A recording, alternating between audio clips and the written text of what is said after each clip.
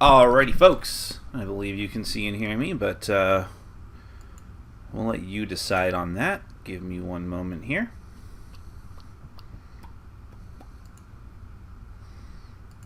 And it would appear... Yep, we're good to go. Alrighty. My name is Nick. This is Board Game Brawl, and it is time for our weekly Q&A. It happens every Saturday at 12, unless I sleep through it, but not today. Today I'm actually on time for a change, but this is where you get a chance to ask me whatever questions you like. You can ask me board game related, not board game related. I'll answer probably every question, or at least tell you why I won't. That is that. Now I always start off the please let me know though if you're having any kind of issue with the audio or video. And of course, moderator Chris there maybe has rescued some questions that were eaten by YouTube because YouTube is weird ahead of time. And we'll keep trolls out of the comments, as usual. So good job, Chris. Thank you, as usual. So a little news on the channel. I didn't do a ton of stuff this week, but I did some interesting stuff, I think.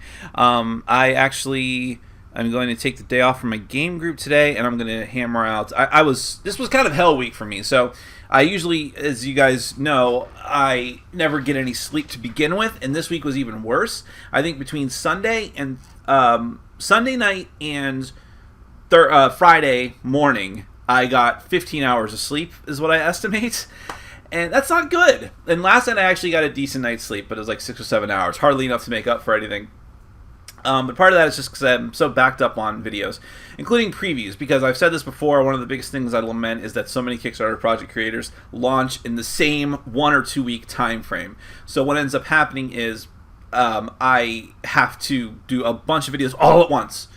And it just gets to be a bit damning. And then I might go weeks without doing a preview, which is really frustrating. And probably frustrating for you guys and girls who are like, more previews.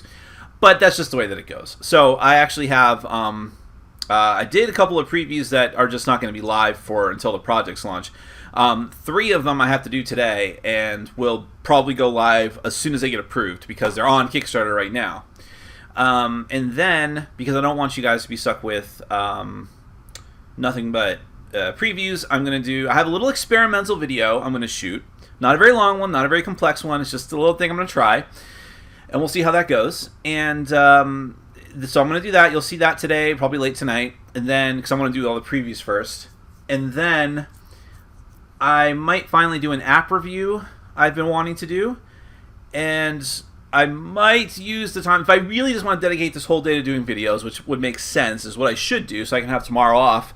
I might do a few reviews that I have been wanting to do for a while. I've just been lingering. 2 of them requested through Patreon, which is really shameful of me to have not done them yet, which would be The Ancient World and World of Smog on Her Majesty's Service.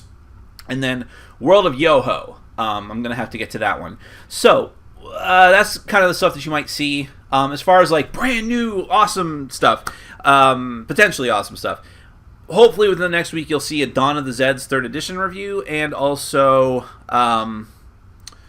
the app for Descent, maybe. I don't know when that's going to happen. That might happen sooner rather than later, or later rather than sooner.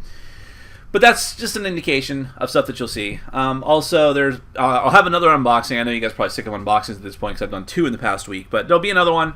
Maybe I'll squeeze that in today just so it'll have more new content coming up. This one's kind of interesting though. So, that's that. Alright, if you guys have any questions, please feel free. Tell your friends, tell your neighbors, tell Randy Gonzalez. Get as many people into the comments as possible. That would be fantastic. And yes, I'm sorry, as usual, for rattling the table. Actually interesting, so you guys may or may not have seen, the last video I put up was an unboxing of Zombicide Black Plague Wave 2, which was the expansion and a bunch of extra stuff that Kickstarter backers have been waiting for months and months and months and months and months, and retail people could have bought already. Well, not the Kickstarter extra stuff, but I actually still have all that shit on the table. So I'm looking right at it as I'm recording next to my microphone. So, which, sorting it all out after having done the unboxing, because during the unboxing it's kind of like you're in the middle of the moment. You don't actually have time to catalog like how much stuff there is. But I mean, it's a bit absurd. So, I don't know, I just felt like showing you guys this, I guess. Come on. There we go. Alright, so these 6 cards, these 6 character cards came in the base game, okay? In between the Wolfsburg expansion, which only had 4 heroes, and an extra hero box and a bunch of extra stuff and stuff unlocked during the campaign, those are all the heroes and their miniatures that I got.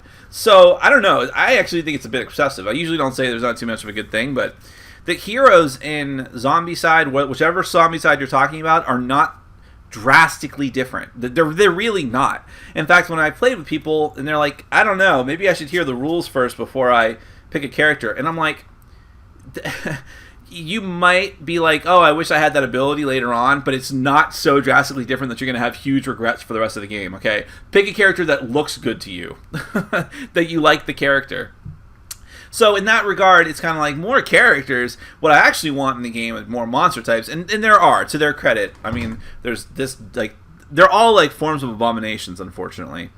But, you know, which means they're not drastically different, but, you know, they're neat. Where's the other one I really like? That's just, I like these dynamic models. I just think it looks really cool. Anyways, that's enough about that. Let's go on to the questions. Hey Nick, have you ever combined your board gaming hobby and your printing work? For example, creating custom cards, boards, print and play games, etc. Well, I haven't gone out of my way to do that. I have made use of our services at work a couple times. So, for instance, I remember very early on when I started working at my current job. Previous jobs I didn't, because previous jobs I worked in, they were essentially just trade printing factories. If you're not familiar with the process, trade printers. Hold on, I'm just checking the audio one more time because I'm really getting into a rant here. And if it finds out that I'm not, you guys can't hear me, that would suck. But no, I used to work in trade print. I mean, and we still do trade printing at the place that I work now, but it's not our main focus. We go directly to the consumer as well. But so we do wholesale and retail. But trade printers are strictly for marketing companies and other direct-to-retail printing companies to use, because most companies don't have the capital, the infrastructure to have huge 4-color, 5-color presses, okay? That's explicitly what trade printers are for. So a trade printer might cater to like every print shop in a tri-county area, but they also have their own competitors. And so that's primarily where I worked before. And when you're doing that, where I wasn't not in sales or anything in the front office, I was on the factory floor. And so in that regard, you're just another cog in the machine, and it's hard for you to get an opportunity to do anything. Now, the current place that I work in, it's a full-scale marketing company. So we do printing using trade printers. We do our own work. So we have stuff that we do right in the office, like banners and signs and stickers, labels, decals, vehicle wraps are a huge thing that we do. We do all these things ourselves and printing them. And because of that, and because I work in the front office and because we have a small staff, if I need something done, I can sometimes make that happen with minimal fuss. To be honest, I could probably abuse my power way more than I do, but I just don't feel inclined to do so. So I remember one time there was, we were doing a banner project, and sometimes you annoyingly, the way the banner is printed, if someone just needs like a really small banner, it might be really awkward and we don't have another job right then at that moment to put up with it, which might lead to a lot of wasted material if it's like a vertical job. Well, whatever, you get the idea. So our lead graphic designer and production manager came out and said, hey, do you need something printed on banner? And I actually had her print Quarriers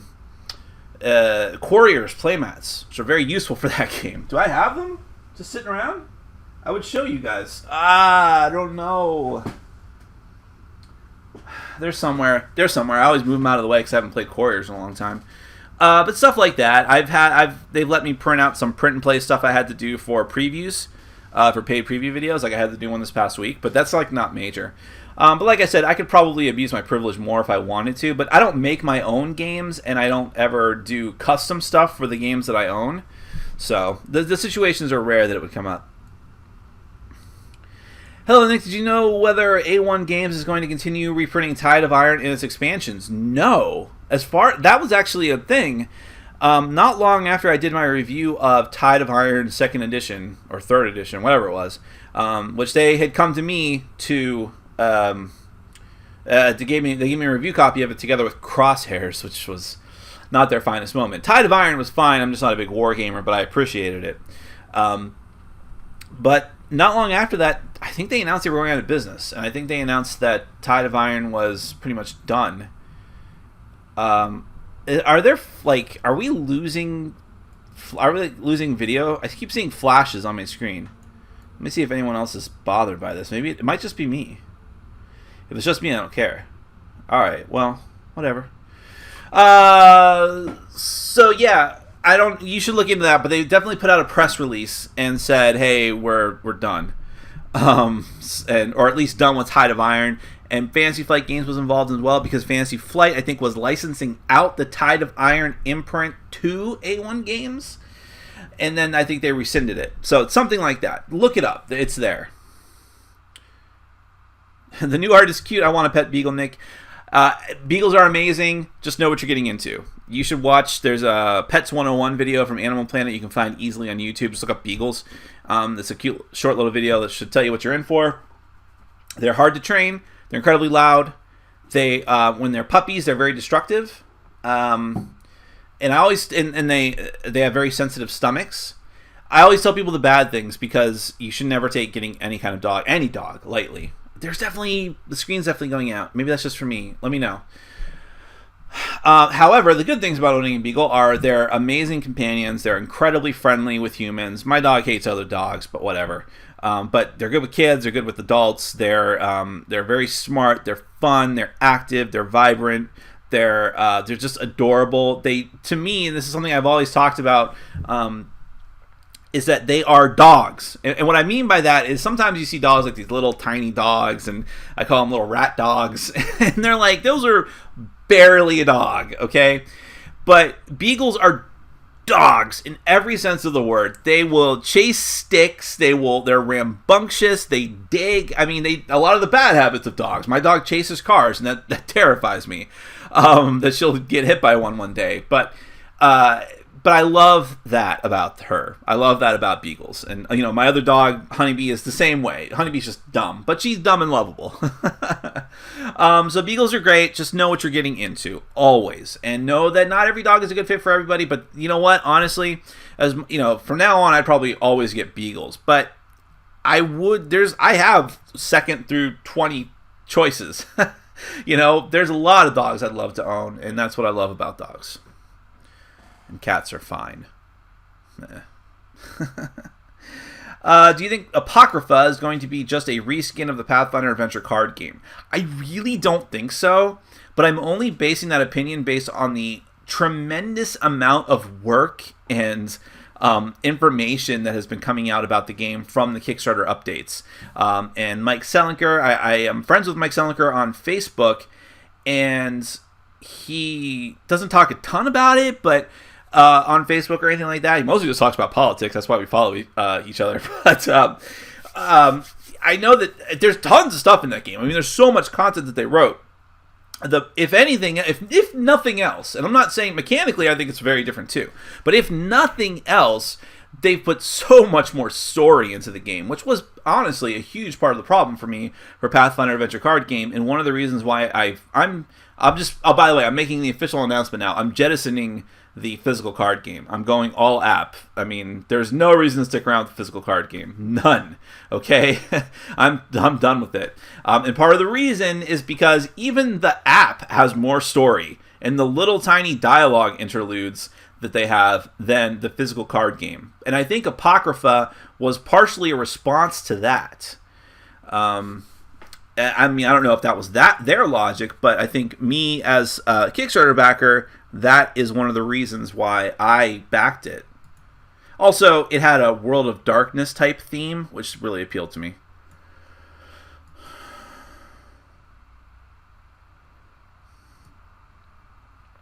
Here's a question that broke your live stream a few weeks ago, and which YouTube has eaten a number of times since. Mark, I'm sorry, I can't make out that question.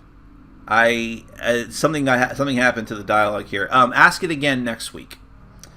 Moving on. No, Mark, I'm just kidding. Is the solo table market underserved? I think I answered this question. Maybe this was the one that I answered while my audio went out.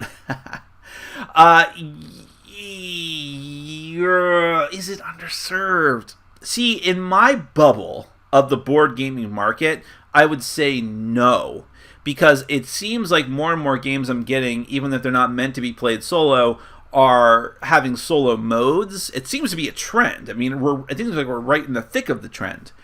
But see, I've also have a lot of solo-only games, or games that are probably meant to be played solo. Dawn of the Zeds being the most recent example of that. In fact, Dawn of the Zeds 2nd edition, I think 1st edition, were only solo. They added cooperative rules that just don't really seem like that good with this edition. It really just feels like a solo game they're tacking that onto. But see, I'm seeking out these types of games. So that's why I say I'm in a bubble. I would say that overall, there's probably not enough solo-only games. But then again, this is a new thing. Would anyone have even conceived of this idea? Like, why would you play a game by yourself? Now, video games, yes, but why would you play a tabletop game? That's the whole purpose. And it's still a niche. So, underserved, I think that it's a trend that's picking up, and I think that... I'm sorry, I keep adjusting the camera. And I think it'll get more. So, I don't know. I think people have taken notice of it, and people have taken notice that there is a niche segment for it. And I think part of the problem, or no, part of the solution is, there's no harm in adding a solo mode if you can easily do it. And that's why so many games do it, and it keeps people happy. What is your favorite GMT game? Well, okay. I don't like a lot of those types of games because they are typically either war games, very heavy historical games. Well, not all of them, though. I mean, they have, like, one of them is like a NASCAR game, right? Did they do Thunder Alley, or am I thinking of another company? I think it's them. But in any case, not even that's not really my cup of tea. So I will just say, I think they're the publishers of Twilight Struggle, right? I don't like Twilight Struggle. I've only played it the one time. I never felt inclined to play it again. I completely appreciate it, though, as a solid, well-designed, historically mostly accurate game. Okay, and I say mostly just because, of course, it's possible that the Soviets will win, which didn't happen. But that's other than that, it's fine. And I know why people enjoy it so much, especially if you do have a historical bent. And I like history, by the way, but not to that degree.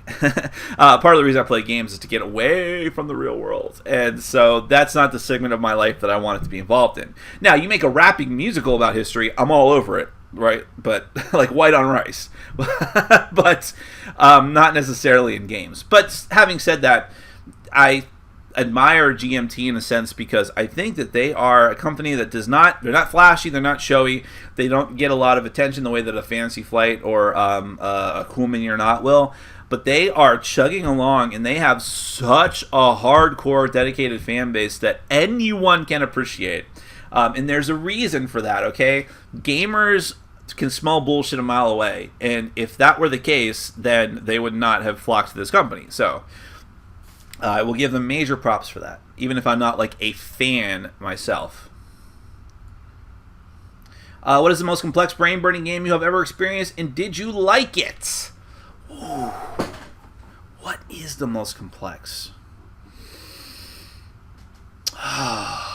If I liked it, I'd have kept it. That's why I'm looking at my shelves in the mirror. I'm inclined to say like a heavy Euro, in which case it would be like Terra Mystica, and I liked it. I kept it. Trajan would be another one, but as far as brain burning, see, there's just different ways to go about that. So like Hanabi has done that to me, much less since I've become experienced with it. But people I play with for the first time are still get really stressed out by it because it hurts their brain to worry about it too much. But I know there's different shades. I mean, I'll just say Terra Mystica.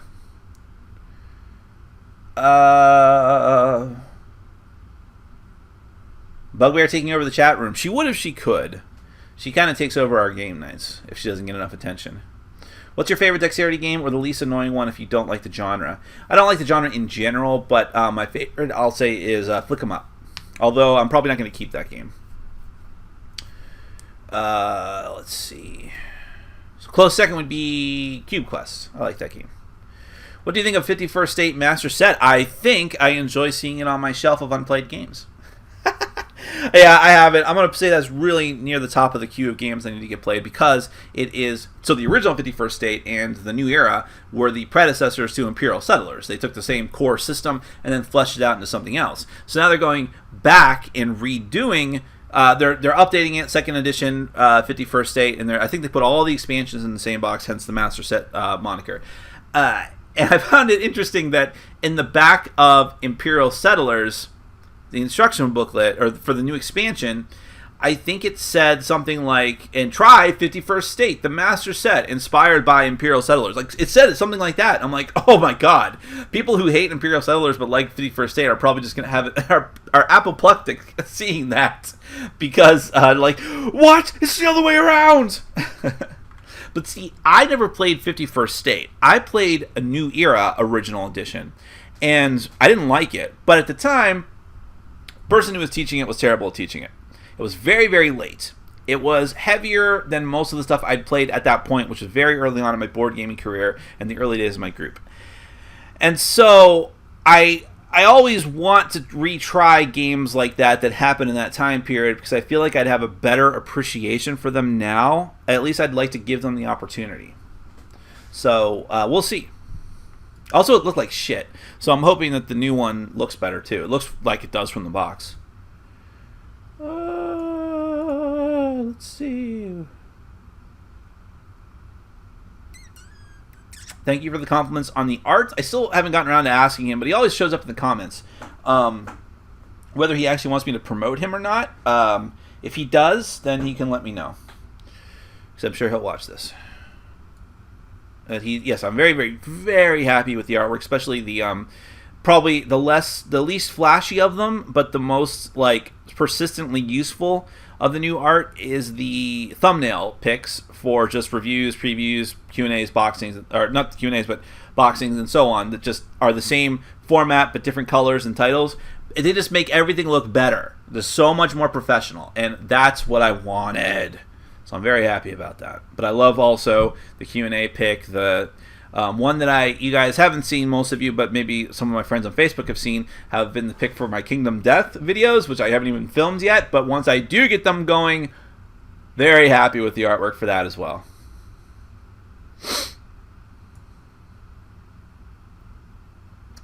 Hey, Nick, am I the only one who is excited about Warhammer Quest is Not Dead? Being Not Dead, I'm sure you mean. New expansions. Now we only need Forbidden Stars. Now, first off, I'm assuming, since you're mentioning Forbidden Stars in the same breath, that you probably mean Warhammer Quest Adventure card game from Fantasy Flight Games. And I had been wondering if they would do an expansion for that. I don't feel like I explored the base game all that I could, but yeah, I'd be happy that they're doing that, for sure. I'd check it out as well.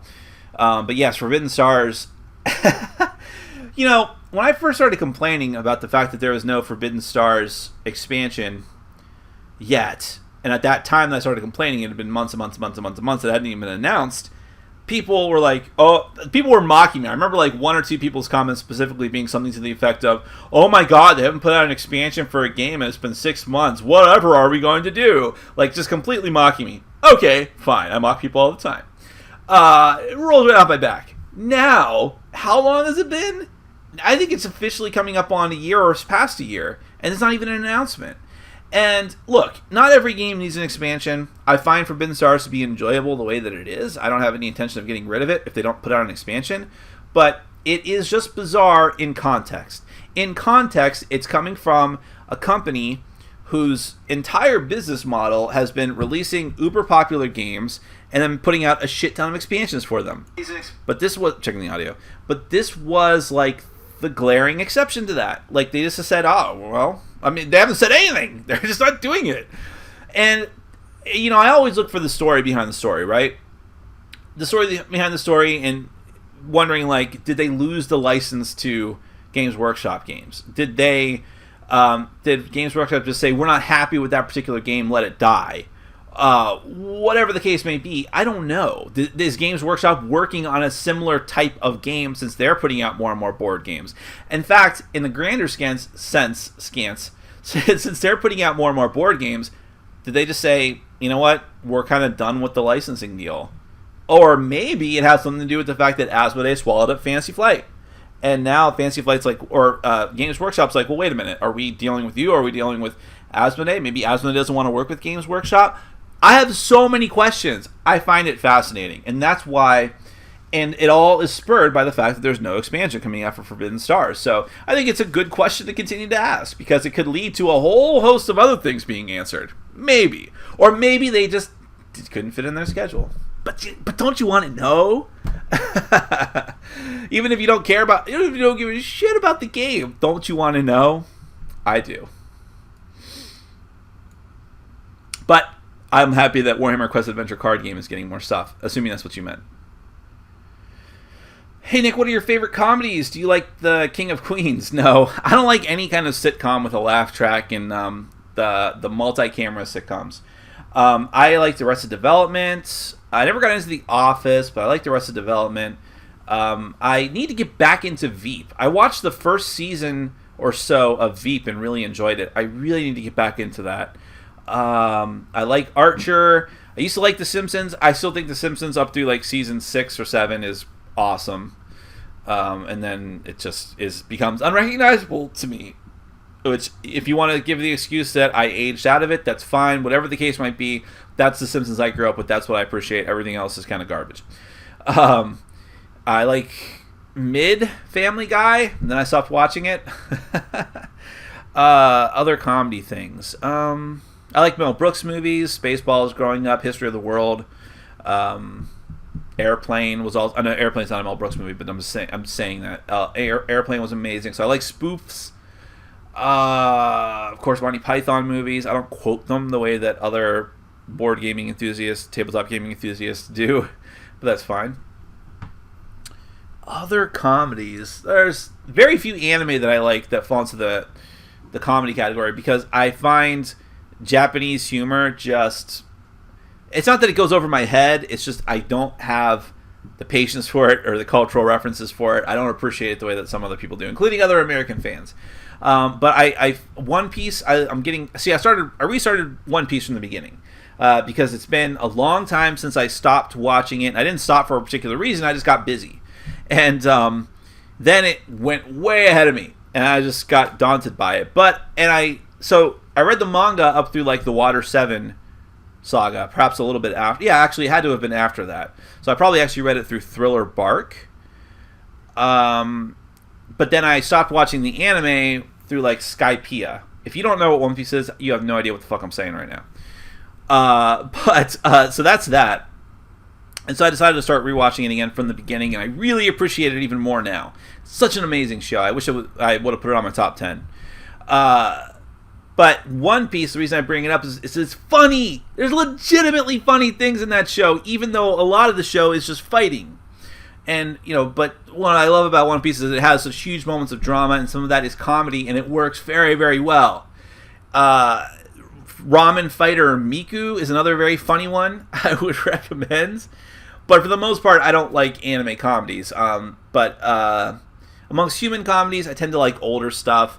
I used to like The Daily Show when Jon Stewart was on it. I don't mind the new guy, but it's just not quite my style. Things like that. Nick, have you played either of the expansions for Claustrophobia? If so, thoughts? No, I've played only Claustrophobia. I own both of the expansions. Was it De Profundis and... I forget the name of the other one, but it's one with the dinosaur. I have them, I just haven't played them. It's again, 2-player game. If it was a 3 or 4-player game, I'd have played the shit out of that game. I love Claustrophobia. I need to review it at some point, but I just have not had a chance to play it in a long time. Nick, have you played Celtus? If so, is it worth importing? Thanks. I have not. In fact, I only vaguely know of it. I know the name. I can picture the box. I think it's like some sort of trick-taking game. Hey, Nick, what's your general impression of Artipia? Artipia Games? So, they've done some very good stuff. I like... I blanked. Among the Stars. Among the Stars, I really enjoy New Dawn, the spin-off game that's very different, but set in the same world, same art style, and the same size cards. And yeah, so there's that. They did Lap Dance, which is just silly and nonsense, but I appreciated that they did it, so I didn't really mind it so much. And they've done a couple of other games I like too. Archon, which I have to actually play some more. I played it. I played like 3/4 of a game, and I enjoyed it. And then I finally tracked down my own copy of it, and just haven't played it yet. And they did a game called Shadows Over the Empire, which I haven't played at all yet, but I own it. So I really like the artists that they use for a lot of these games and all of that stuff.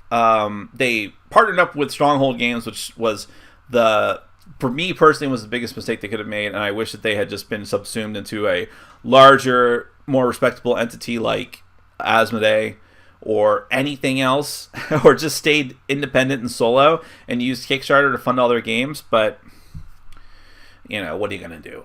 So that kind of cast a pall over it for me. I'm not quite as excited about Artipia as I used to be, but it is what it is.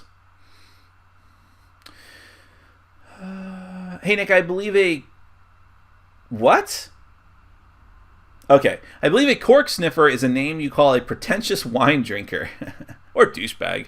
What is the term people use for... Oh, no. Did the video cut out? All right, there it goes. I'm having a lot of problems with my video. I don't think you guys are, though.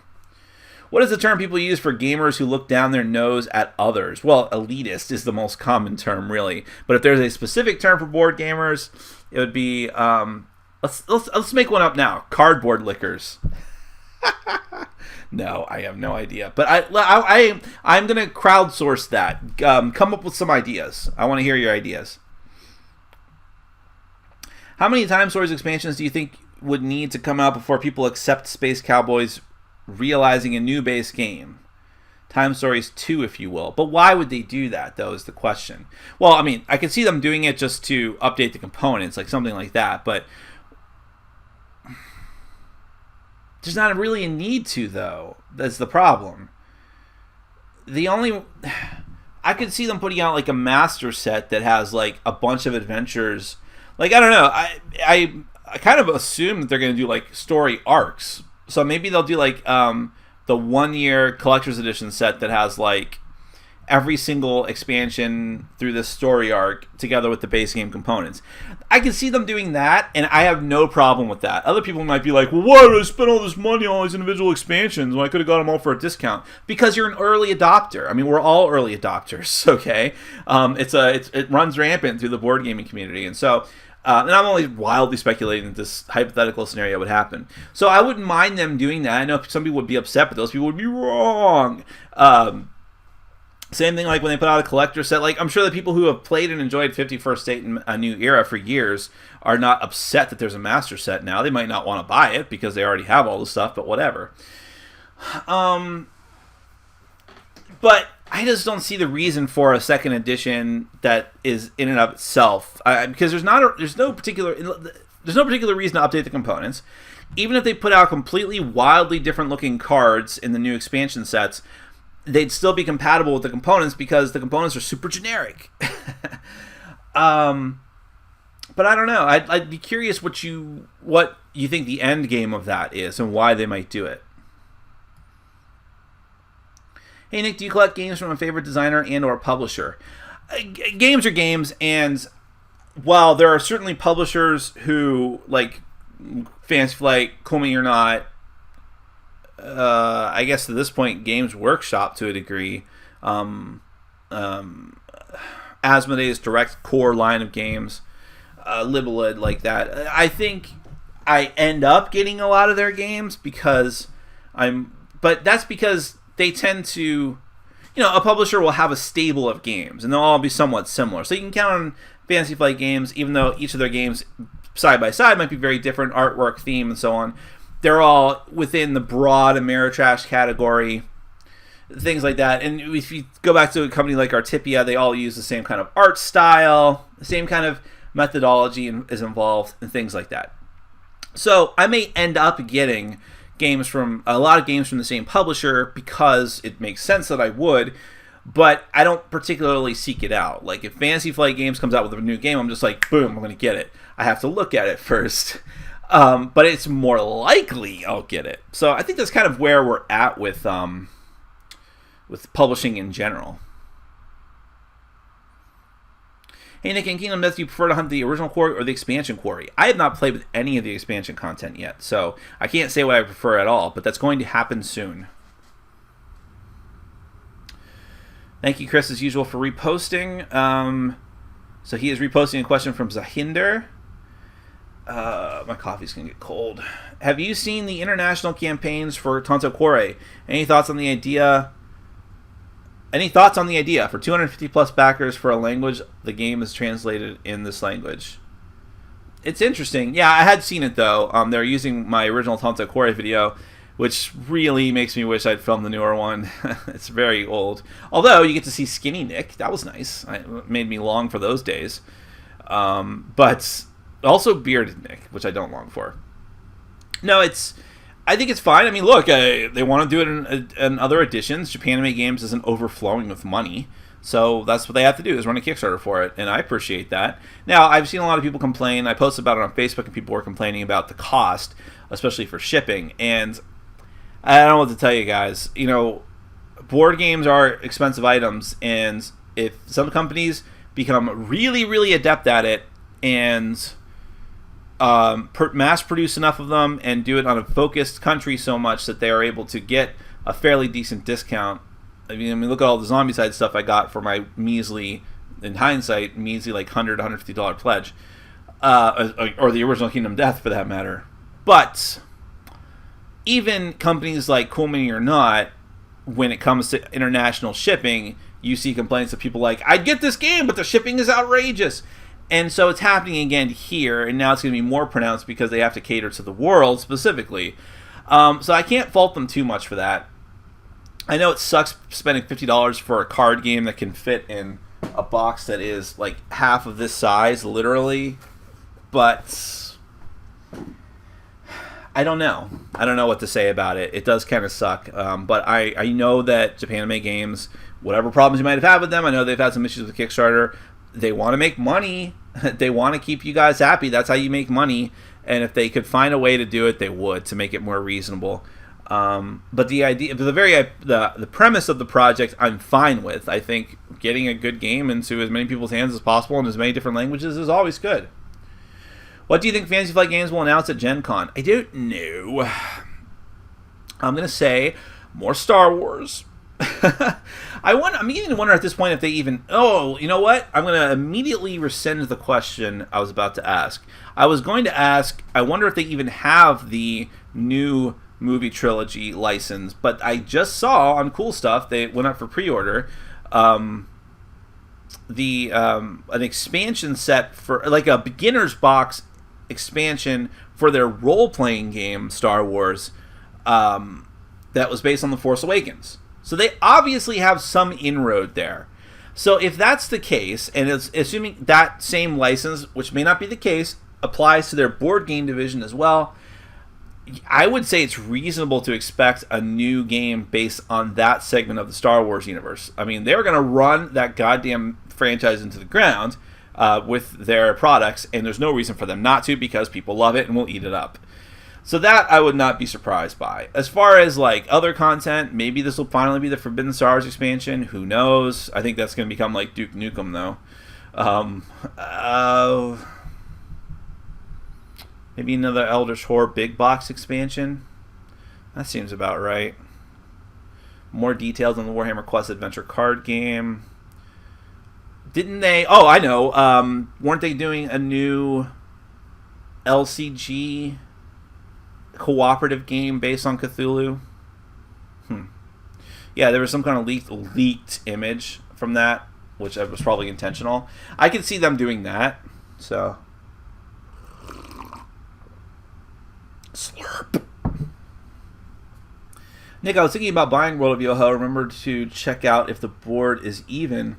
I have seen a lot of people on BGG complaining about the board being uneven and making movement buggy. Buggy the clown? No, what do you mean his nose is big? Oh, boy. So, I didn't notice that. Well, okay. There were some glitches in my copy of the game. Well, in the app, I think. I thought they were app glitches. But I didn't notice the board. Maybe it's possible that it doesn't pick it up as well, but I don't know. None of the problems, minor problems that we did have, really hurt the game so bad that we couldn't play it. So, I don't know about the board. I don't think it was a big problem for us, honestly. Looking back, I don't think anyone even mentioned that or said that. But if that's the case, that really sucks. Chris, Chris, do not repost questions from Adam Bishop, okay? I've told you about this. That guy is no good. I'm kidding. Because I know I'll drive Adam crazy. But he does ask, what are your thoughts on the Hero Realms Kickstarter? There's $50,000 gap between stretch goals for a single promo card. That's amusing. And many feel there isn't enough content for the cost. Thanks. So, I like Star Realms, and Hero Realms is just a fantasy retheming of it, though it does look like it has some different mechanisms. And that inclines me to try it and to give it a chance, right? So as far as like their Kickstarter practices, look, I have to tell people this all the time, and it's fine because you get used to these excessive Kickstarters, right? The ones from Cool Mini or Not, even like lesser companies that just do it, like the Seventh Continent Company, whoever they were, doing a shit ton of stretch goals, and it's just not always going to happen for every game. I mean, it's hard for me to get upset about it. Remember, the whole point of Kickstarter, I'm going to do a video about this soon, don't worry about this, but the whole point of Kickstarter is supposed to be you're helping get the game made. Now, you can certainly have a discussion about whether or not that's still what the focus is or whether it should be even. But that's the point of it. And I always say that's what you're doing. And anything you get on top of that is pure gravy. So I'm trying not to be too cynical about that. But it is comical that they're doing that.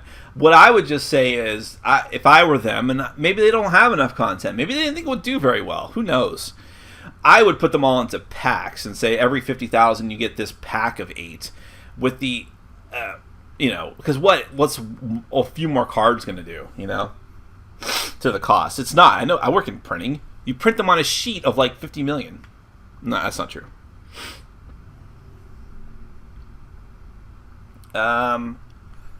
What do you think of NKSN Games? I think they have an annoying name. They do Mistfall, Submerge, and Exodus. Well, I didn't like Exodus. Exodus I thought was better than Eclipse, but which Exodus is supposed to be the common grounds between, or the midpoint between Twilight Imperium and Eclipse. As far as like, there's not as many Eurogame elements as Eclipse, but there's not as much Ameritrash elements as Twilight Imperium. I just thought it wasn't a very good game. I haven't played Submerge. I have Mistfall. I've had Mistfall for about 5 or 6 months and still haven't played it. So I really can't comment too much on them. But I don't like the one game of theirs I played, but that's not anything to take to the bank.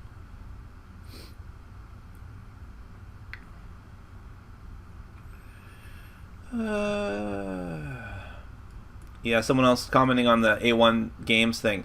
Definitely look it up online.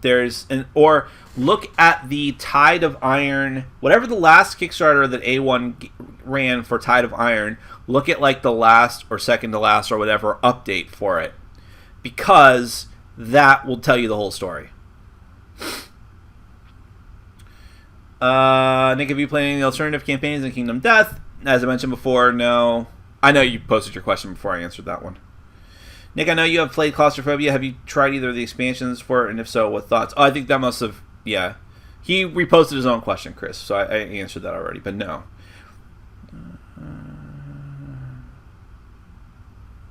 Do you think that Arkham Horror LCG, which I actually just mentioned, will play like Warhammer Quest or more like Lord of the Rings? And do you think it's a good alternative to a quick Cthulhu fix instead of Eldritch? Well, I don't know. I hope it's not like Lord of the Rings completely, because I didn't like Lord of the Rings, the LCG. I hope it is more like Warhammer Quest, honestly. And, yeah, of course, whatever it is, it's going to be faster than Eldritch Horror.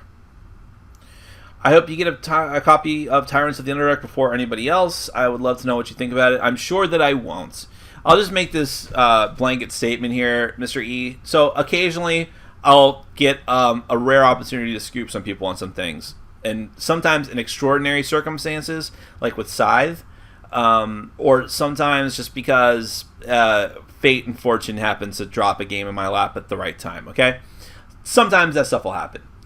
But I'm accepting now that most of the time I'm going to get scooped. That's just the way that it is. I don't have the inroads with some of the major publishers that other reviewers do. My schedule is completely fucked if I make Curse more and more.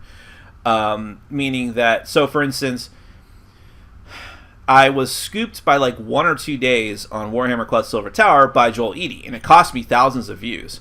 But there's nothing I could have done about it, because I literally had no time to assemble the miniatures. I needed to have the miniatures assembled. I was playing the game, but I was proxying other miniatures, but I needed to have the miniatures on camera, at least the lion's share of them, and I was putting them together when I could at nights, and just I had no time for it.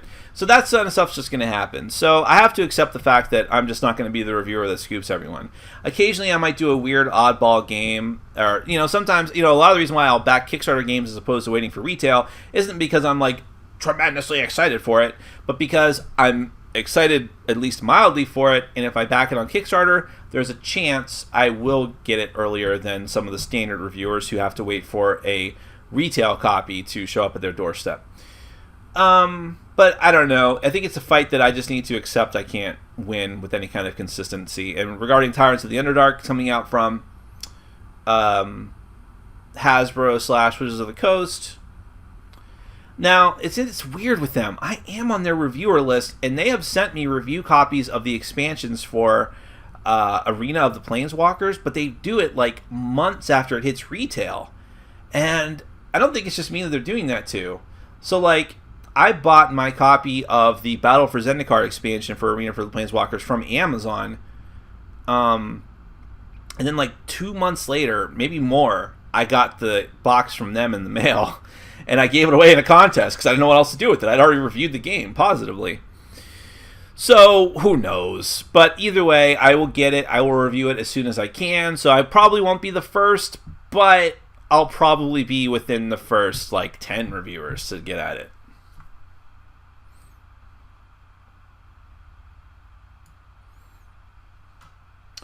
Did you have a chance to look at all the E3 announcements and games? Thoughts? No, I didn't. I don't really pay too much attention to that stuff anymore because it's kind of agonizing for me. Because I just don't play video games anymore. I don't have the time. I have the inclination. I just don't have the time. For instance, last night I was watching... I was supposed to be doing work, and I didn't. I was watching John Idarola from the Young Turks doing a Twitch feed of him playing Overwatch. And I like John. He's a good guy, so I wanted to watch his stuff and support him, and I'll probably end up subscribing to his Twitch channel. I just forgot to do it last night. But he was playing Overwatch, and I'd already been seeing all my friends in my Facebook feed talking about it and saying how amazing it was. I saw the videos, and it was trending. That's how popular it's been. It's in my news story feed. And I was just like, I was already sort of salivating at the mouth to play it. And I saw him playing it last night, and I'm like, it looks amazing. And I'm really tempted. I don't even think I don't have a good enough computer for it. I don't have a console system that can run it. But I am tempted, so it would agonize me too much to see all these new games coming out at E3. I do swear, though, one day, when they come out with a Game of the Year edition, a Master Set edition of Fallout 4 with all the expansion content already put into it, I'll probably get a new system and buy that. I noticed the Voltron shirt. Have you binge-watched Voltron on Netflix yet? No, I need to get to that. Is it good? I was kind of put off by the previews, I'll be honest. I am always excited for a new Voltron, but they've all sucked, except for the original, so... I just got a Beagle Collie mix for my dad for Father's Day. Well, congratulations. That sounds adorable, actually. Top 10 new games, new edition expansions from FFG's Gen Con keynote. You mean like speculation? Or did that stuff come out? I don't know. Nick, did you get a haircut? Looking good. Actually, I got a haircut a couple weeks ago. I always get my haircut too short and it looks weird. But then, within a couple of weeks, it grows out to a point where I think it looks pretty good. I'm very self-deprecating, but my hair is my best feature. Thoughts on Preacher? Have you been watching Outcast? I watched the first season of Outcast, or first episode of Outcast. I'm intrigued, and when I get around to it, I'll watch more. One Piece is kind of consuming all of my TV viewing right now. Same thing with Preacher. I watched the first episode and really enjoyed it, and I'm going to watch more. It's just a matter of when. Niraj asks, you know PewDiePie? I do know of him. I maybe watched 1 or 2 of his videos. I think he does fine work. It's not quite for me, but no Let's Play video is for me. It's a generational thing. I think that I am a generation removed from where that would seriously entertain me. But as a YouTuber with a very, well, listen, I don't want to deride you guys in any way, shape, or form. I love the following that I have, but I'm on the lower tier of YouTube channels, right, as far as number of subscribers, number of views. But as someone who's on YouTube and loves it and loves working with you and loves the fans, I strongly appreciate how many viewers he has. He is the #1 YouTube channel, and it's not a bullshit channel. It's like gamers, and you have to appreciate that, right? That one of the people, our people, has made it so big on YouTube, and people still talk shit about the internet and like even the Young Turks, and they're not a real news organization. But I'm telling you, this is the future, okay? The TV that we grew up on is going away, and they will never admit it. The old people will never admit it, and news sources like CNN and MSNBC are going out. And once Fox's audience dies off, because they're all in their 60s and 70s, they'll be gone too. What's going to be left is online news sources, and the same thing with entertainment. The way that you get your entertainment is going to be online. I'm telling you. Take it to the bank, okay? If nothing else I said here sticks with you. And when that happens, they'll all these companies will be like, well, of course, we're riding the wave to the future. But these will be the same companies and people behind these companies who were talking massive shit about the internet back in the day. So if you're someone who, I don't like PewDiePie, I'm not entertained by him, but if you're someone that talks shit about him just because he's a YouTube personality, and who's going to take that seriously, you better get a reality check, because there's a lot of people that take it seriously.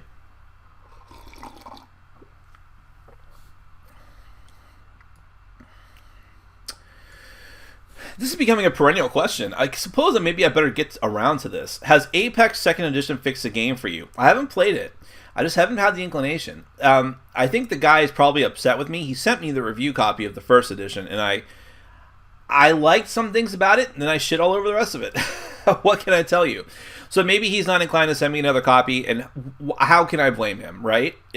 I would say, well, he might have made the calculation in his mind that there's not enough that's different, and then I'll just trash it again, and maybe that's not good publicity for him.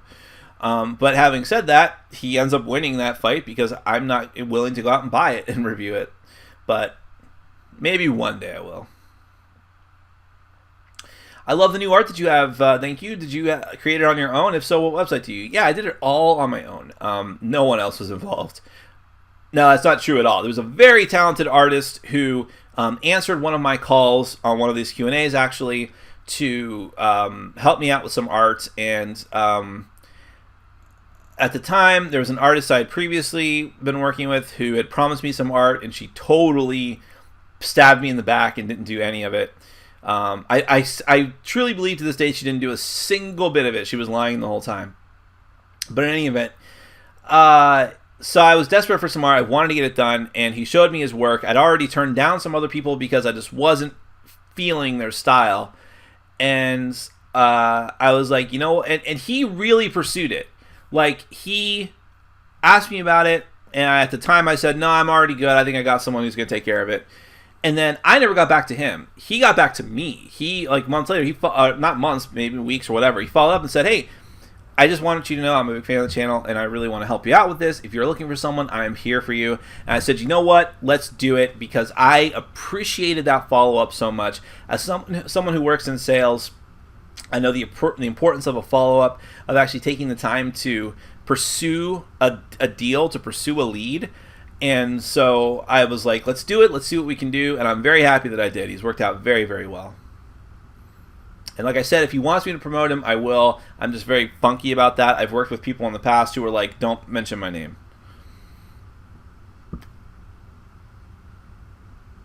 Excuse me. What do you think of Massive Darkness? I personally backed it, my second Kickstarter, since our group loves Zombicide, since it's quick and simple, even with 6 players, but we still miss a campaign. Well, I'm not sure what that last thing means. But Massive Darkness, I'm not totally excited by it. It's fine. They might be talking me into backing it just because of the crossover content with Black Plague, which is why they did it, of course, to try to lure those people in, because it's not doing as well as Black Plague for sure. It's still doing very well. I think the last time I checked, it's at 1.5 million, which is awesome, even by Cool Mini or Not standards. But It's not really setting my world on fire, especially since they have another dungeon crawl in their stable, Masmora. So I don't know, but it's interesting.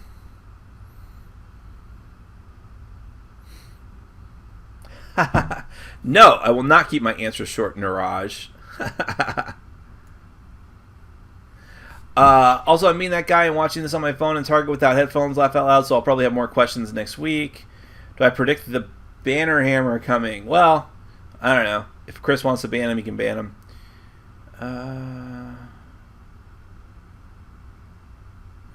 Let's see, more Tide of Iron content.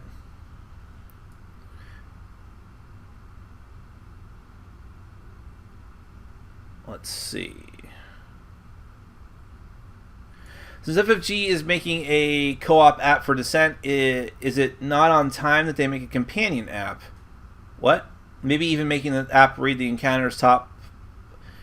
I'm not sure what you mean. Just a companion app for the base game, do you mean? Yeah, I'm surprised they didn't do it already. What are your thoughts on Tyrants in the Underdark and Assault on the Giants, both Dungeons and Dragons games? I don't know much about Assault on the Giants, actually, but Tyrants of the Underdark has been on my radar for a long time, and I'm very excited for it. I hope it's amazing. I love the Dark Elves and their society. I actually heartily recommend... Okay, so everyone knows the Dark Elf that everybody knows, right? Drizzt. But what a lot of people don't pay attention to is the expanded world of the Drow outside of the Salvatore books. And one of them, God, who was the guy's name? I'm sorry, I don't remember.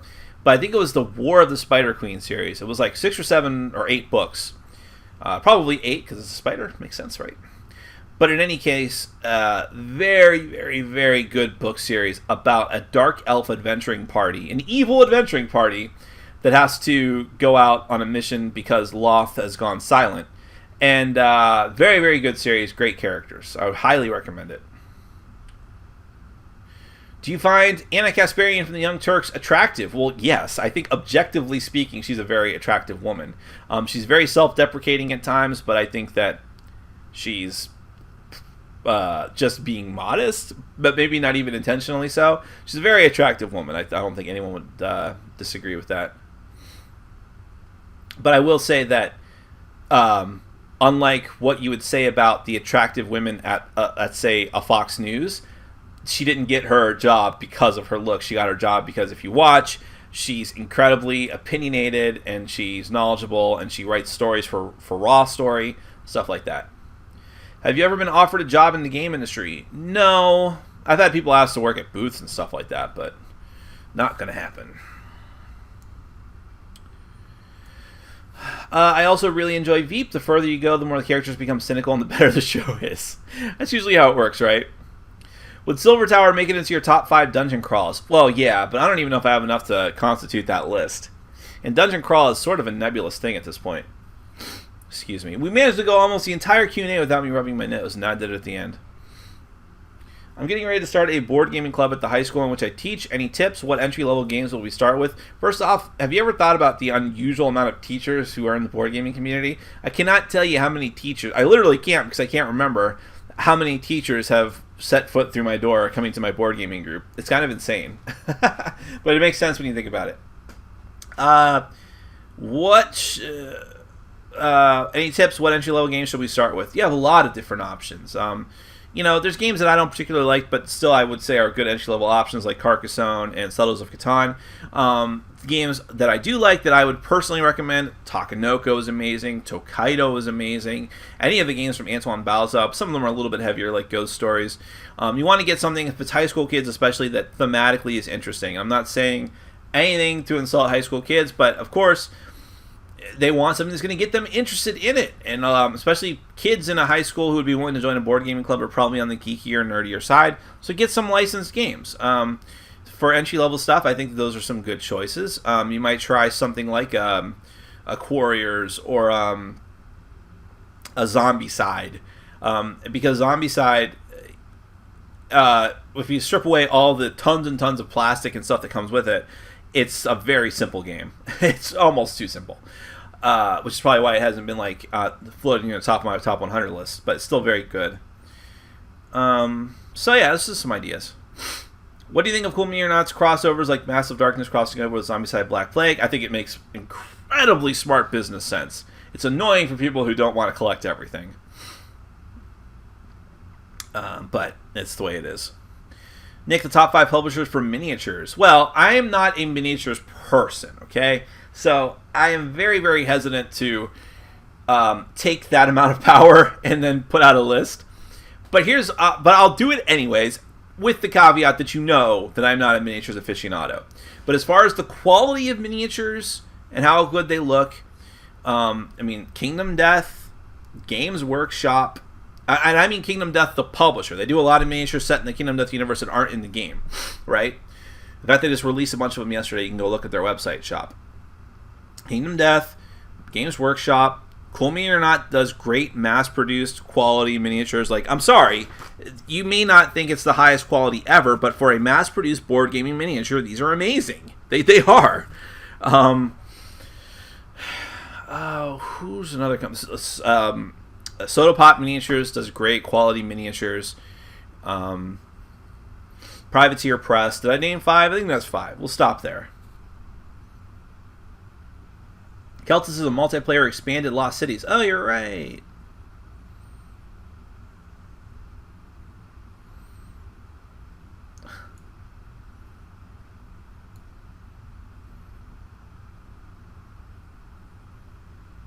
Yes, Mr. E. I would say that's the main reason. I doubt they will lick the cardboard. It will ruin their game. Fair enough. What are your thoughts on Downfall by Tasty Mitchell Games or Cry Havoc by Portal? Cry Havoc seems interesting. I don't know anything about Downfall. Nick, I just saw the Portal Games announce the next faction expansion, the Aztecs. Ooh, do you expect to get a review copy? No. No, I am not on Portal's review list, and I probably never will be. It's interesting, the guy who is in charge of their marketing, or at least was, I think he still is, Chevy Dodd, definitely doesn't like me. And this was before anything happened with like me and the Dice Tower or anything. Like I met him at Dice Tower Con, and the guy like wanted to avoid me like the plague. He was upset that I was using his open to the public copy of Tides of Time.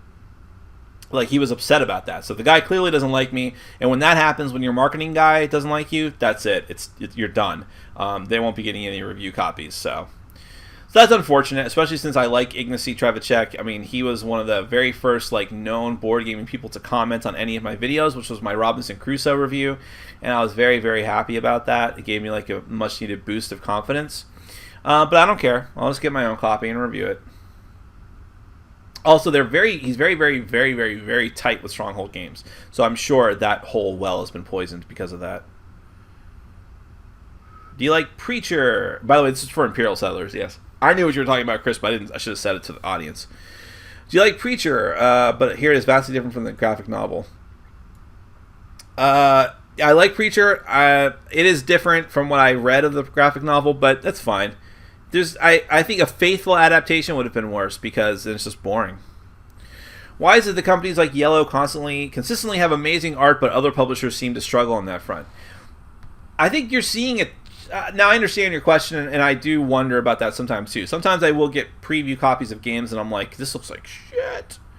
But I will say, though, and I've talked about this on previous Q&As, that there seems to be a trend to make the artwork the only good thing about their project in their game. So I think you will see that more and more, especially since now I think that independent freelance artists are seeing that there is a huge amount of work to be had in the board gaming quadrant, and which sounds like the most boring sector of the Star Trek universe. But I do think that you're going to see more and more of that. I mean, I keep running into deviant artists from DeviantArt site and through other sites that I see them on Facebook. I see people sample their artwork, and I go and check out their official page, and then I see off in the sidebar that they did a board game, and they're advertising a board game art that they did. So I think you'll see more of that. Yes, it is a huge coffee cup because I put 2 cups of coffee I got for free from Steak and Shake into it. It's cold now, actually, so I'll stop holding it. Yeah, we'll go a little bit over, guys. I know I'm behind on questions. Are you excited about Injustice 2? I never played Injustice 1, but it's an interesting premise. Isn't that the one that's like DC, dark versions of DC heroes and villains fighting against the Mortal Kombat crew? Do you think Hollywood should have cast an Asian actress for Ghost in the Shell movie? I'm a big Scarlet fan, but I'm not sure here.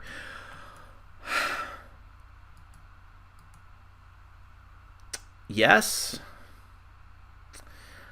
Yes. I do think that. And I think that because the character is named, like, I'm sorry, I should know this by the top of my head. I have a poster of her in my room of the Ghost in the Shell manga, and I still can't remember her name ever. Motoko. She's got a Japanese name. She's from Japan. The story takes place in Japan. Yes, it should have been a Japanese actress. If you weren't going to do that, you should have changed the story significantly, right? Now, some people are pointing out that they're doing a live-action version of Full Metal Alchemist, which in the world of Full Metal Alchemist takes place in like an alternate history Germany and surrounding areas. And they all have names like Edward Elric and Alphonse Elric and Roy Mustang, and they're all, I mean, every character in anime looks white, but these guys look whiter than white bread. And yet, all the cast for the Full Metal Alchemist movie, because it's being produced in Japan, will be Japanese. And some people were like, oh, well, where's the outrage now? I would say it's not necessarily the same thing, but I can understand that. I also think that this is a major cultural thing. So, it's all about standards, right? In the U.S., we're supposed to be a very diverse culture. We're a melting pot. I mean, that's what we are. That's who we are. There's nothing to be ashamed of with that. It's a good thing. And so you want people to get representation in all these different forms of media because you're supposed to be representing these people. And especially in a blatant case like this, the original character was Japanese, had a Japanese name, takes place in Japan, probably should be Asian. An Asian of some sort. Hopefully Japanese. But the thing about Japanese culture, and people don't realize this, if you're an anime fan, but all you know about Japan is the entertainment that they produce and feed to the rest of the world, you might have a very different interpretation of what their culture is like than what the reality is like. The reality is that they have something like, is it even 8% of their population is immigrants? I mean, they are a very homogenized culture. It is incredibly rare, from what I understand, to run into anyone outside of the American service base over there who is not Japanese and born and raised in Japan, okay? Not even other Asian cultures, although probably more so than from Western cultures. But people don't really understand that. And so if you're complaining about Japanese movies doing what we were just accused of doing, understand that that is a shift that would be monumental in the entire mentality of their culture. I read a book on this, actually. It was a book from an anime expert, but he wanted to write about what life was really like in Japan and what they really perceive anime as. It was very eye-opening in a lot of ways I wasn't expecting. I wish I could remember the name of the book! Sorry, guys, I'm terrible at that. Oh, boy. I just lost a lot of questions. Hold on. Dang it! I just skipped a bunch of questions. Hold on. There's so many questions, guys. I'll probably go a lot later with this. Why not? I don't have anything to do.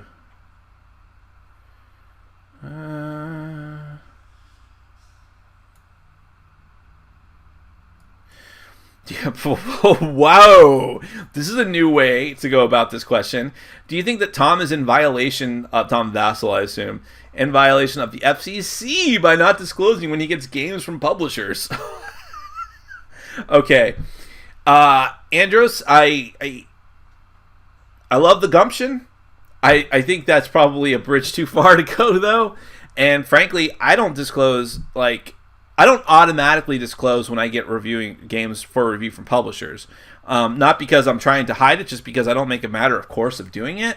I don't want it to stick out like a sore thumb in my videos. I'll tell you right now, one by one, which games I've gotten from publishers and which ones I haven't, but I just don't make a point of saying it, so I'd be in trouble too.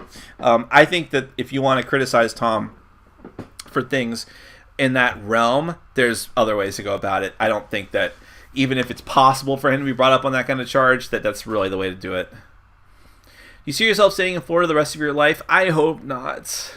I really hope not, but I actually can see myself being stuck here. All these reviewers are getting jobs with gaming companies. Would you take a job with a gaming company if offered? Never. I never would.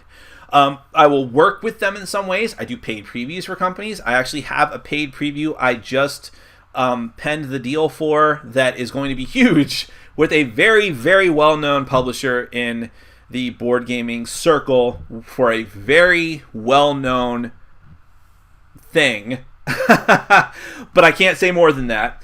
But I will do things like that. I don't mind doing that, but I will never like work for them as like a job. It's never going to happen. Take that to the bank. That's my new phrase. Take it to the bank. I'll say it at the end of every one of my videos. Have you checked out the Zaya expansion on Kickstarter? Are you going to back it? We'll probably end up outfunding the original Kickstarter. Yeah, as a matter of fact, I saw that he did a stretch goal that is the amount of money that the original raised. I like that. I've seen other companies do that. Cool Me or Not does that as well. And I like that, the sentiment behind it. But yeah, I'm backing it. I haven't been paying attention to it that much. I just know that I want it. Because I love Zaya. But we'll see. But I'm very confident in their ability to make a decent expansion. Do you think you can start the Q&A with what you and your group played in the last week, not just the ones you're going to review, but I'd like to hear all the games played? No, Charles, and not out of any kind of malicious reason, but just because there are things that I end up playing that I may not review for weeks and weeks because I need to play it more or because I just don't have it in me to review it because I have so many things ahead of it. And I already do a bad enough job of telling you guys what I expect to review in the next week and then not delivering. That would be too much. So no, I'll have to pass on that. But I'll tell you what news I can when I can. Is all I can promise. But I understand that would be a neat idea. It just won't work for me. Tyrants of the Underdark is Gale Force 9. I don't think so. Are you sure, Brandon? Someone refute that or not.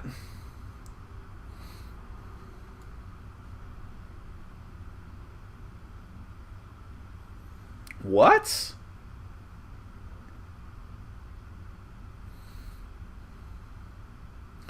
Did you catch Tom getting pissy about Dan King scooping the dice tower on King of Tokyo 2.0? It happened live on their stream on day 1 behind the scenes. He even tried justifying it. No, I'd like you to point that out, actually. What time and what video? Watty wants to sell units to the faithful fans before reviews in case the reviews are bad.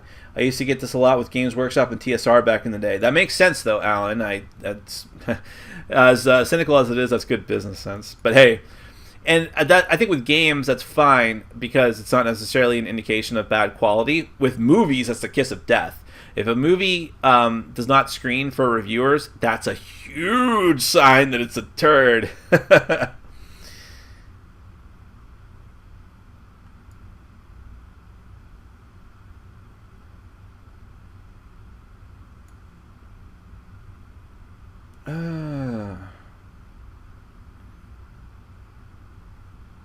Online news, yeah, too bad the Blaze exists. Well, there is that. With the good comes the bad, and the Blaze is like a horrendous right-wing propaganda channel. Are you excited about Via Nebula? The artwork is phenomenal. It's a Martin Wallace game. Well, if it's a Martin Wallace game, I like his stuff. I'm more inclined to check it out, but I haven't really heard much about it. Do you like companion apps for games? Depends on the game, but of course this is take out of the equation games where it's required. But I like the randomizer for Legendary. That is my favorite companion app. I love that sucker. There's one. I have one for Sentinels as well, but I don't play Sentinels as much as I used to, so I haven't used it very much. But the one for Legendary is amazing. Would you be willing to move from Florida for a job? Well, that is the reason why I'm stuck here, is because my skills are rather limited in a profession that's dying. So I'm very afraid, I'll just say it, I'm afraid to just pick up and leave and hope that I can find something in another state. But if I somehow miraculously could find a job ahead of time, and it looked like it was a solid job, and I could find a decent place to live for a decent amount of money per month, I would be gone in a heartbeat. There's nothing else keeping me here. Nothing. Bugbear and I would be in the U-Haul and on the road. I will miss my other dog. That is the one thing I will regret the most, but I can't, I gotta move on. What is a good Ameritrash beginner game? Ameritrash beginner game. Depends on what the genre is. There's a lot of things that can encompass Ameritrash, but it might be things like beginner game, though. That's the thing. I actually think Zaya is a pretty light Ameritrash game for what it is. Runebound.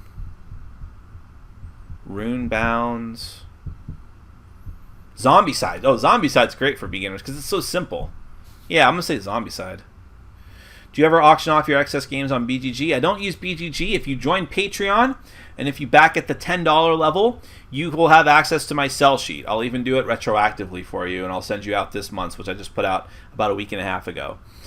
So if you want to do it, back me on Patreon, and as soon as your thing goes through, I'll send you the list, and then you will have access to the games that I'm selling off exclusively for now at a very good discount to my Patreon backers. And then if I don't sell enough of them, they go on eBay.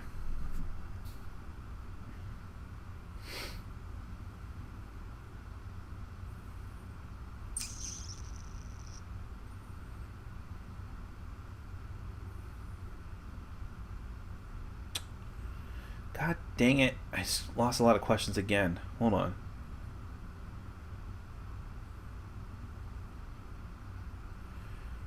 What is your Stronghold beef, or what is Stronghold's beef with you?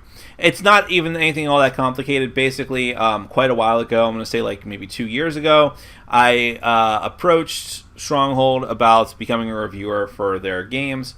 And, there's a lot of different toxic things that could have happened. I wasn't very big at the time, and they could have just said, well, we only have so many review copies, I have to pick and choose who I send them to. Instead, I got the most pretentious, arrogant, pissy, toss-away answer about how, well, we have to carefully decide who we give them to. And then I had to answer essay questions about why I'm interested in reviewing their games. Like, every other company either just says no, or they say, yeah, sure, absolutely, no problem. Because why not? It's advertising. And I got the most pissy, pretentious answer that just annoyed the shit out of me. And then supposedly we made up, but then we went to Dice Con, and Bonacor, throughout the entire convention, subbed me. Like, every time he'd come across me and say, oh yeah, we gotta meet, we're gonna see you, man, don't go anywhere, we'll see each other. And he was doing it on purpose, just to mock me and humiliate me, essentially, in front of other people that were there. So at that point, I just decided, well, fuck him. And his company, who they import really good games, but the games that they make in-house under their label are absolute shit. So I'm not losing a lot by not dealing with him or his company at all.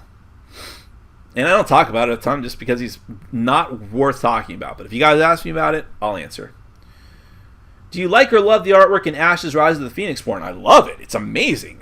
And this is coming from a company, Flat Hat Games, that is not short on really good-looking artwork and graphic design capabilities. That's one of the hallmarks of Flat Hat, and they back it up with good games, too. So yeah, I think Ashes is a prime example of that. It's gorgeous.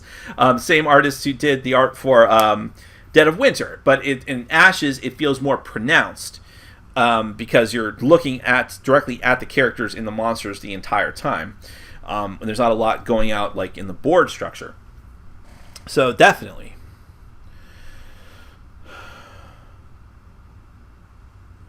3%, well, I'm sure I was wrong about the percentages. 3% of Japan is Koreans. Much of them forced labor from the last war, descendants of them. They are denied full citizenship. Well, that is a shitty thing. Japanese culture is very homogenous, part of the island mentality, that's true, in some circles. And yes, not many foreigners outside the Tokyo region. Yeah, I have a friend who is, he's helped me out a lot with getting me games from Japan. He was a huge supporter of us during the whole Scythe auction. He was the winning bid for the Viticulture Collector's Edition, and enabled us to have the top bid of all of them. So, I mean, I love this. This guy is a hero of mine, and he's an American service member over in Japan for the time being. And so we haven't really talked about the culture that much, but it does seem like outside of there, you're not going to see very many people of different races and cultures. It is Gale Force? Why did I not know that? It's so weird.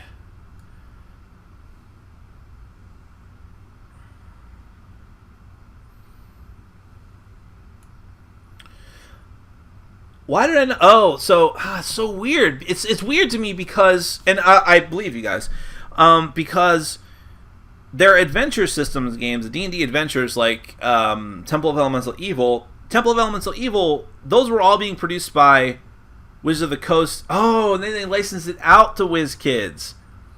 All right, so then it makes more sense. I guess that's what they're doing now. My question, what do you do on this channel? Honestly, Katie, I don't do much. But what I do flashily. No, I've watched a lot of One Piece lately, sorry. I review board games. I talk about board games excessively. I unbox them. I do paid previews for board games. I will do some weird-ass segments like one that you'll see later today. And do top 10 lists and generally just be a nuisance to most people. Is there a board gaming Illuminati? No, but they fancy themselves that, but they're not that smart. What Kickstarter are you currently backing? I am temporarily backing Massive Darkness. We'll see where that goes. I know I've said I'm not very enthusiastic about Massive Darkness, but do be aware. And by the way, I will say this right now and forevermore for the future. When I tell you what I back, do not assume that that means I am heavily endorsing it or that I think you should. Realize that I'm sure I'm hilarious subtitled, Katie. Realize that I back games that I'm only mildly enthusiastic about sometimes because I would be like, well, this might be the one chance I have to get a very early review copy as opposed to other reviewers. And so that will push me over the edge. So I have a whole lot of other concerns you guys may not have as someone who just whose only concern should be buying games that look fun to you. So when I tell you I'm backing Massive Darkness, know that a huge part of the reason I'm backing it is because it's a Cool Me or Not game. It's super popular. I need to review it. Okay? Now I'm backing Zaya's expansion, but that is legitimately because I love Zaya and I want to review it. So that was a no-brainer for me.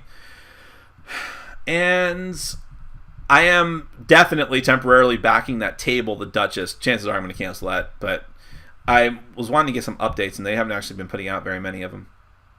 So that's that. I haven't backed a ton in the past year. I think one of the last ones I actually collected was, I don't know. I haven't backed very many.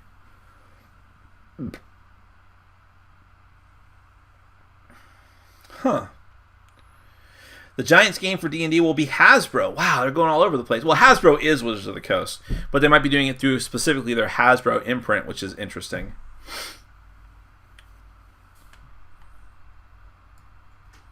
All right, Jaeger, I'm making a note of that because I do love it when anyone looks super uncomfortable on camera and starts acting all pissy.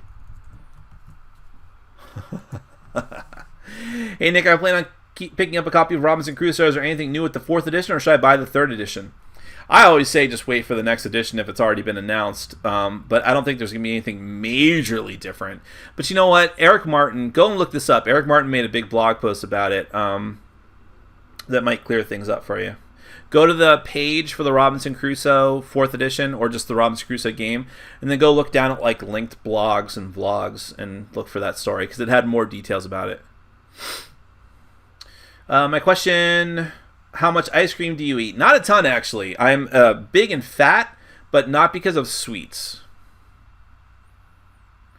Post to the comments when the recorded version goes up. Oh, Jaeger. That's in response to Jaeger.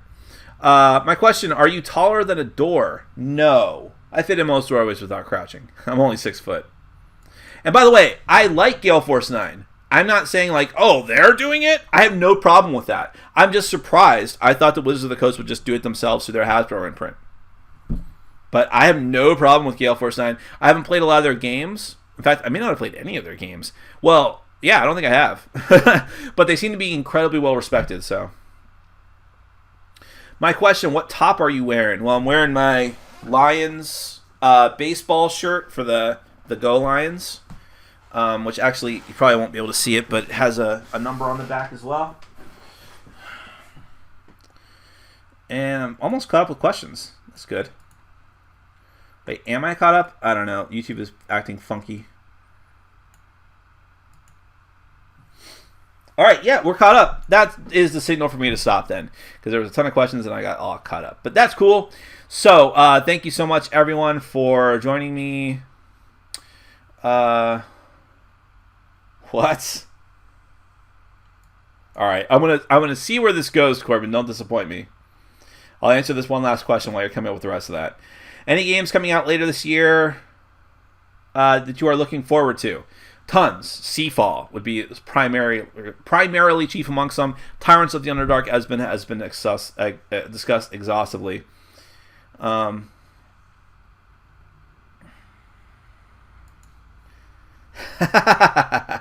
won't say that out loud, Corbin, but it made me laugh, so thank you. Which country would you most like to visit and why?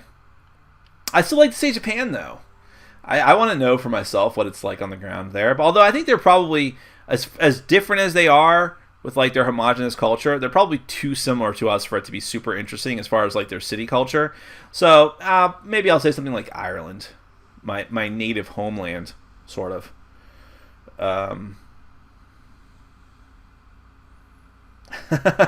Thank you, Katie. You're being very sweet. I enjoyed your questions very much.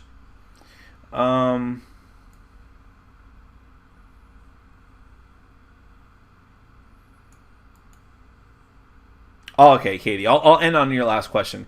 Do you have an Xbox, and how many games do you have if you got an Xbox? I have an Xbox 360, and I do have quite a few games for it, but it's been a long time since I pulled it out of mothballs. Eventually, I will get a new PlayStation 4 and an Xbox One, but it may be a while. But I'm looking forward to quite a few games that both of those systems have, including Overwatch. But everyone, thank you so much. I had a ton of fun. I wouldn't have done it this late because I have other things to do if I wasn't having fun. But as I've said over and over and over again, I thoroughly love my Q&As. It's my favorite part of the channel and my favorite thing doing with all of you. But having said that, I know I owe you quite a few reviews and things like that. So that will be coming soon. Look forward to it. Thank you so very, very much for stopping by and for hanging out with me today. I super appreciate it. And hey, have a great weekend. I didn't comment on it before because I didn't want to bring everything down. But of course, this past week was really, really shitty for America as a whole. With what happened in Orlando, which I posted about on Facebook if you want to know some more thoughts from me on that. So I won't bring us down here. But just know that it is, as they say in Hamilton, look around. How lucky we are to be alive right now. So have a great weekend. Take care.